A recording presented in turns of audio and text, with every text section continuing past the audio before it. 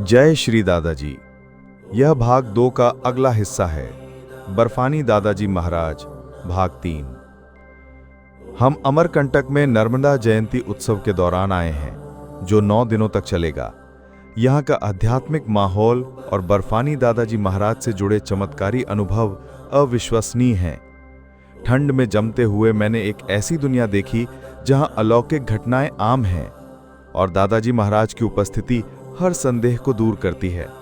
उनके आशीर्वाद से ही मुझे उनसे जुड़े रहस्यों को जानने की प्रेरणा मिली है, खासकर उनके कायाकल्प स्वरूप और महाअवतार बाबाजी महाराज जैसे अन्य महान गुरुओं से उनके संबंध के बारे में। अमरकंटक का आध्यात्मिक महत्व। हर तीर्थ स्थान का अपना अनूठा वातावरण और स्थान महिमा होती है, एक का दूसरे से बहुत ज्यादा मेल नहीं खाता।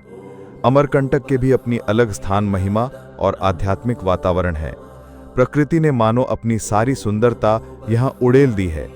शांत, सौम्य और निर्मल वातावरण के कारण अशांत मन को भी यहाँ शांति मिलती है। इस पवित्रतम स्थान अमरकंटक को निस्संदेह भगवान का नित्य धाम कहा जा सकता है। ये आध्यात्मिक जगत का मानो एक अलौकिक रहस्यमयी द्वार है। इस द्वार को पार करना सामान्य मनुष्य के लिए लगभग असंभव है। ये केवल सत्य के साधकों और भगवत प्रेमियों के लिए ही संभव है।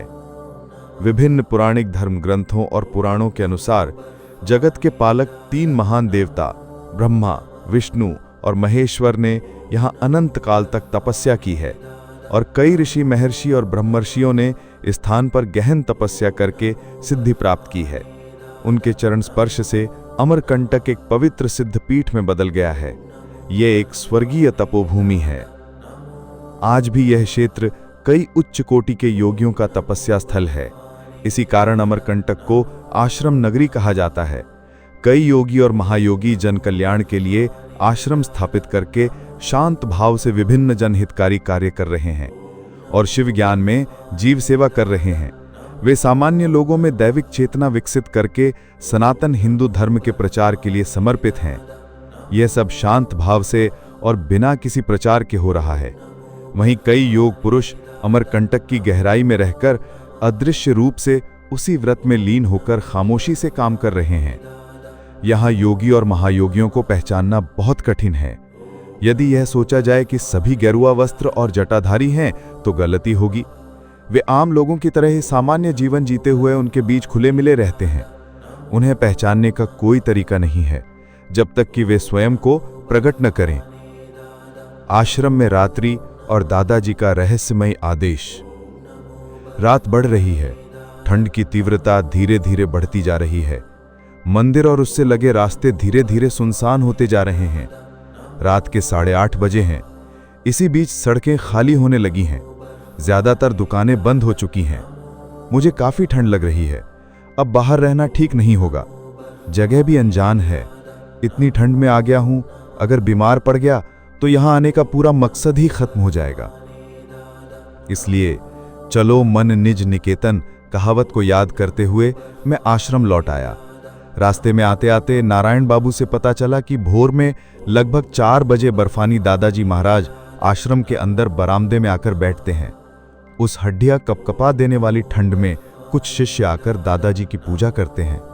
पूजा हो जाने पर उनके चरणों में अर्पित की गई सभी सामग्री को जो पूजा करते हैं वही लोग बड़े जतन और भक्ति के साथ ले लेते हैं। इसके बाद दादाजी आशीर्वाद के रूप में उपस्थित भक्तों के माथे पर तिलक लगाते हैं।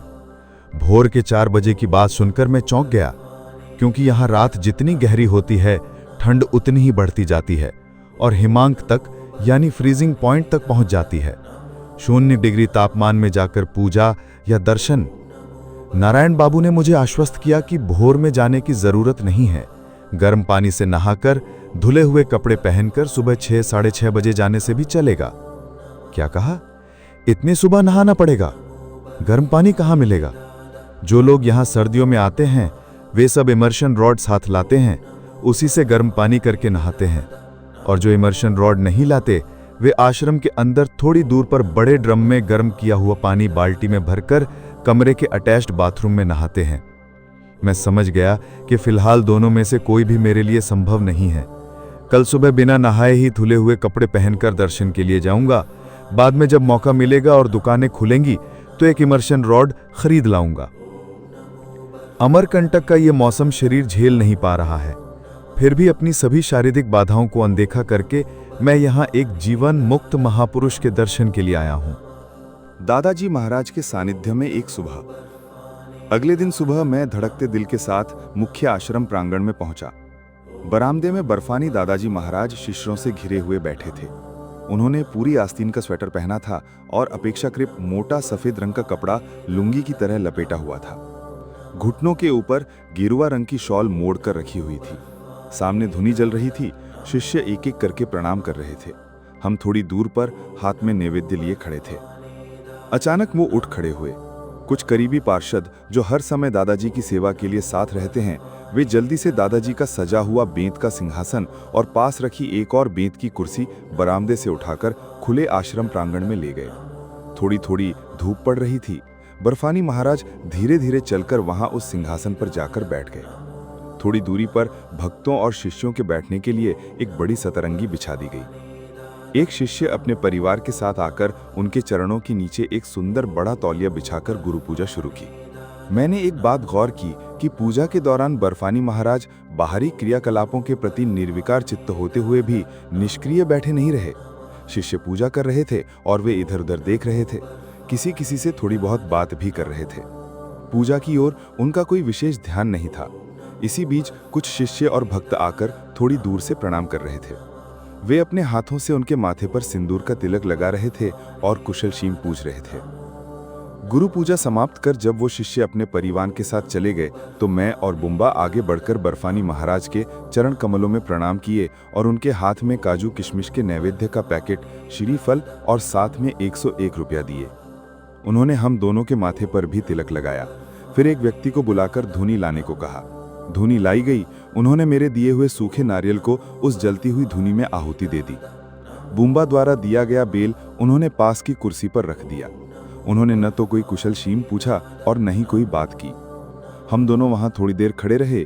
बुम्बा ने बर्फानी महाराज की अनुमति लेकर अपने डिजिटल कैमरे में तस्वीरें ली। कुछ देर बाद उन्होंने एक व्यक्ति से पश्चिम दिशा में बने पक्के बरगद के पेड़ के नीचे से सिंहासन हटाने को कहा। वहां धूप नहीं थी बल्कि छाया थी। स्थान बदल गया। हम बर्फानी महाराज को हाथ जोड़कर प्रणाम करके वहां से लौटे तो देखा कि आश्रम में नाश्ता मिलना शुरू हो गया था। नाश्ते में बेसन के साथ आलू भुजिया और चाय थी। छोटे साल के पत्तों से बने दोने में आलू के पकोड़े लेकर सब लोग धूप में मैदान में आराम से फैलकर बैठे खा रहे थे और साथ में गपशप भी चल रही थी। इनमें से कुछ लोग मुझसे बातचीत करने के लिए आगे आए। कुछ का भाव था, बंगाली आया है, गुरुजी के बारे में लिखना चाहता है, जो भी पता हो बताओ, सुनाओ, दादाजी साक्षात भगवान हैं। मैं समझ गया कि नारायण बाबू ने मेरे लिए उपयुक्त जमीन तैयार कर दी थी। एक और कारण भी लगा कि भारत के विभिन्न कोनों और विदेशों में भी दादाजी के बहुत से शिष्य और भक्त हैं, लेकिन बंगाल तथा बंगालियों के लिए वे अपरिचित हैं। इसलिए मेरा यहाँ आना उनके भक्तों और शिष्यों के लिए काफी उत्साहवर्धक था। उनमें से कई ने बिना मांगे दादाजी के विभिन्न चमत्कारिक क्रियाकलापों के बारे में मुझे बताना शुरू कर दिया। वे समझाना चाहते थे कि दादाजी मनुष्य रूप में स्वयं अंतर्यामी भगवान हैं। मैं हर किसी की बात उत्सुकता से सुन रहा था, लेकिन मेरी मानसिक प्रतिक्रिया कुछ और ही हो रही थी। ठाकुर श्री रामकृष्ण ने विवेकानंद से कहा था, जांच परख कर ही ग्रहण करना। एक निष्ठावान भक्त को यह अधिकार है। ठाकुर ने यह भी कहा था कि मन ही सच्चा गुरु है। मन ही बताएगा कि कौन सी चीज खरी है और कौन सी नकली। इसलिए मैं इन सभी की बातें ध्यान से सुन रहा था, लेकिन मन ही मन मैंने तय कर लिया था कि मौका मिलते ही मैं बर्फानी दादाजी महाराज से बात करूंगा। मैं उनके साधना जीवन का रहस्य जानना चाहूंगा। क्या वाकई उनकी वर्तमान आयु 200 वर्ष से अधिक है? यदि ऐसा है तो उन्होंने काल को कैसे जीतकर आज भी विद्यमान है? ये जो रूप मैं उनका देख रहा हूं, क्या वो कायाकल्प रूप है? यहाँ तो सभी कह रहे हैं कि वे कायाकल्पधारी हैं। यदि ऐसा है तो वो पहले किस रूप में थे? कायाकल्प लंबी उम्र पाने और नया आकार धारण करने की एक विशेष यौगिक प्रक्रिया है। उन्होंने इसे कैसे और किस प्रकार प्राप्त किया? भक्तों और शिष्यों में आमतौर पर यह प्रवृत्ति देखी जाती है कि गुरु की श्रेष्ठता साबित करने के लिए कई बार मनगढ़ंत बढ़ा चढ़ाकर कहानियां प्रचारित की जाती हैं। ऐसे मामलों में भावनात्मकता इतनी हावी हो जाती है कि यह समझना मुश्किल हो जाता है कि क्या सच है और क्या अतिरंजित। अतः मैं चमत्कारी महिमा में न फंसकर वास्तविक सत्य क्या है यही जानने का प्रयास करूंगा। और उस प्रयास का एकमात्र तरीका यही है कि जिनके बारे में इतनी अविश्वसनीय कहानियां प्रचलित हैं उन्हीं के सामने आत्मसमर्पण करके असली जानकारी प्राप्त की जाए। यदि वे वास्तव में मृत्युंजय महासाधक हैं तो वे मुझे अवसर देंगे। वे मुझे अपने जीवन के गूढ़ रहस्यों के बारे में बताएंगे। उच्च कोटि के महापुरुषों के मन में कोई संकीर्णता नहीं होती। वे संस्कार मुक्त महापुरुष होते हैं और महापुरुषों का युग युग में आगमन सामान्य लोगों के मन में धर्म के अनुशासन को जागृत करने के लिए ही होता है। यदि बर्फानी महाराज वास्तव में अवतार पुरुष हैं तो उनके मन में कोई अहंकार नहीं होना चाहिए। अतः मेरा पहला और मुख्य कार्य यही है कि जहाँ तक संभव हो बर्फानी महाराज के सानिध्य में रहूं और उनके देवी क्रियाकलापों का अवलोकन करूं। पिछले अनुभव से मैं यह भी अच्छी तरह जानता हूं कि ऐसा कठिन कार्य करने के लिए मुझे भी उनके प्रति पूरी तरह से आत्मसमर्पण करना होगा, अन्यथा वे मुझ पर कृपा क्यों करेंगे। कृपा शब्द का वास्तविक अर्थ दया या दानशीलता है। मनुष्य विभिन्न तीर्थ स्थानों की यात्रा कर सकता है, विभिन्न विग्रहों के दर्शन कर सकता है, अपने या परिवार के कल्याण के लिए प्रार्थना भी कर सकता है। इसमें कोई विरोधाभास नहीं है। लेकिन जब ठाकुर कृपा करो उच्चारित होगा तभी भाव जगत में द्वंद्व शुरू होगा। किस बात का द्वंद्व? मेरे लंबे जीवन के साधु संग के अनुभव में मुझे एक ही बात समझ में आई है कि कृपा शब्द का एक और अर्थ है। यह आंतरिक अर्थ बहुत ही प्रतीकात्मक है। कृपा का वास्तविक अर्थ है करके पाना। क्या करके पाना? स्वयं को ईश्वर उन्मुख करना, परमेश्वर के प्रति पूरी तरह से आत्मसमर्पण करना। केवल आदतवश विग्रह को दोनों हाथ जोड़कर प्रणाम करके ठाकुर कृपा करो कहने से चाहे कुछ भी मिल जाए, ठाकुर की दानशीलता नहीं मिलती। विश्वास की नींव मजबूत करनी होगी। केवल विपत्ति में पड़कर बार बार ठाकुर से प्रार्थना करने पर जब कोई फल नहीं मिलता तब ठाकुर के प्रति भक्ति और विश्वास कपूर की तरह उड़ जाते हैं। मन ही मन ठाकुर को दोष देते देते ठाकुर जैसा कोई देवता नहीं है, यह सोच शुरू हो जाती है। माँ की नाभि काटकर बच्चे का जन्म होता है, इसीलिए संतान का एक और नाम नाड़ी काटा धन या रत्न है।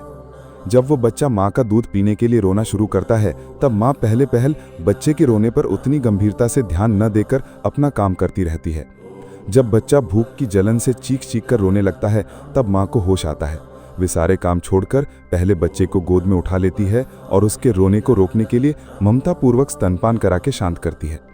बच्चे ने संसार को भूलकर व्याकुल मन से रोया था, तभी तो माँ को दया आई। इसी को कृपा कहते हैं। आगे की यात्रा के लिए बने रहें। क्या आप जानते हैं कि बर्फानी दादाजी महाराज ने किस रहस्यमय तरीके से अपनी गाड़ी को केवल पानी से चला दिया और कैसे एक अलौकिक बंदर उनके चरण सेवा में लीन हो गया?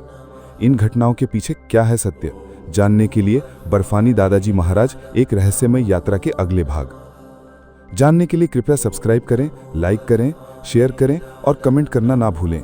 भाग 4 जल्द ही आ रहा है। जय श्री दादाजी महाराज।